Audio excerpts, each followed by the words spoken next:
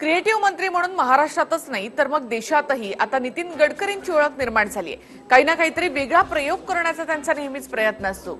आता पुन्हा एकदा त्यांना एक नवीन आयडिया सापडली आहे आणि गडकरींच्या सांगण्याप्रमाणे खरंच तसं झालं तर युरिया आयातच करावा लागणार नाही। नागपूर महापालिकेच्या कार्यक्रमात त्यांनी नेमकं काय म्हटलं ते आपण पाहूया। देशात मानवी मूत्रापासून युरिया बनवणं शक्य, त्यामुळे आता मी एअरपोर्ट आणि याच्यावर सांगितलं की युरिन स्टोरेज करा आणि युरिन मधून अमोनियम सल्फेट मिळतं, नायट्रोजन आहे। मूत्राचा वापर झाल्यास युरियाच्या आयातीची गरज नाही। ते या देशातल्या सगळ्यांची लघवी जर आपण बॉटलमध्ये एकत्रित केली तर आपल्याला युरिया इम्पोर्ट करायची वेळ येणार नाही, एवढी त्याच्यात ताकद आहे। खरंच मानवी मूत्र युरियाची बरोबरी करतं?